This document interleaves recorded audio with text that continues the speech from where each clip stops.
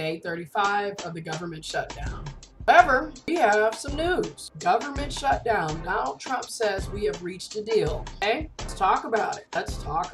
President Donald Trump on Friday announced that White House and congressional leaders have reached a short-term deal to end the partial government shutdown that began December 22nd over funding to build a wall on the U.S.-Mexico border. Okay, and there's a question that I want to throw out there. Leave your perspectives and comments and opinions in the comment box. Exactly what is the government doing for you? Because whether it's open, partially shut down, fully functioning, is it truly benefiting you? Is it making your life easier?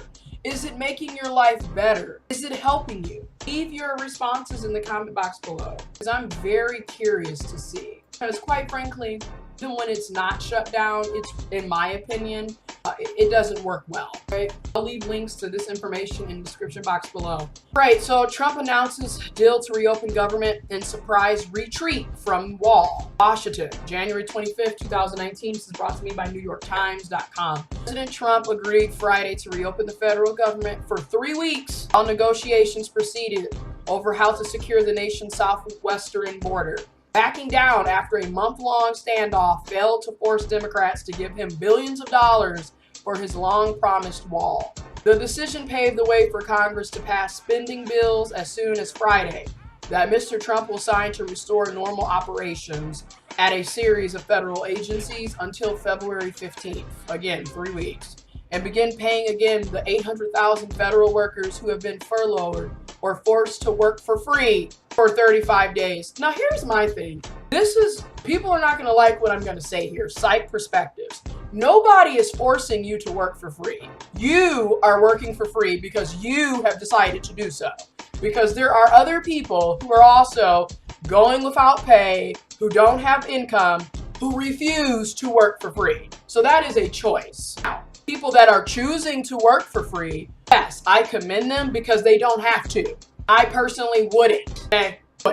I think we need to stop with how we're phrasing stuff. Nobody's forcing you to work for free. You're choosing it. The plan includes none of the money for the wall that he had demanded and was essentially the same approach that Mr. Trump rejected at the end of December, meaning he won nothing concrete during the impasse. But if Republicans and Democrats cannot reach agreement on wall money by the February deadline, which is February 15th, again, President Trump is giving 3 weeks. He indicated that he was ready to renew the confrontation or declare a national emergency, bypass Congress altogether. Going to do that. You realize a national emergency is going to happen if the Democrats and the Republicans cannot come to an agreement on February 15th. Because as the president, Donald Trump has the power to bypass Congress altogether and declare a national emergency. We really have no choice but to build a powerful wall or steel barrier, Mr. Trump said in the Rose Garden. If we don't get a fair deal from Congress, the government will either shut down on February 15th or I will use the powers afforded to me under the laws and Constitution of the United States to address this emergency. The ceasefire could pave the way for Mr. Trump to deliver his State of the Union address to Congress after all. It's hilarious perspective. Because he's going to deliver the State of the Union address to the Congress, knowing that if they don't meet his demands by February 15th, he's going to bypass the Congress altogether and implement a state of emergency, a national emergency in the United States of America, because according to the constitutional rights, the president does have that power, okay?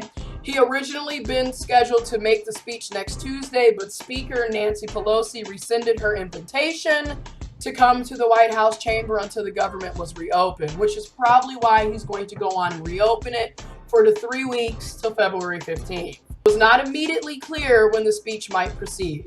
As he announced the move, Mr. Trump paid tribute to the federal workers who have endured 5 weeks without pay, expressing sympathy for them in a way he had not until now.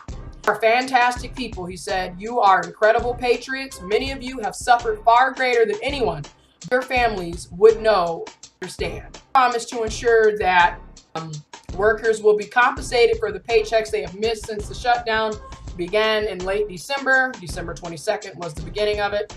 I will make sure that all employees receive their back pay very quickly or as soon as possible, he said. It will happen fast. The surprise announcement was a remarkable retreat for a president who made the wall his non-negotiable condition for reopening the government. Still non-negotiable. He's only giving you 3 weeks, giving the Democrats and the Republicans 3 weeks to come to an agreement.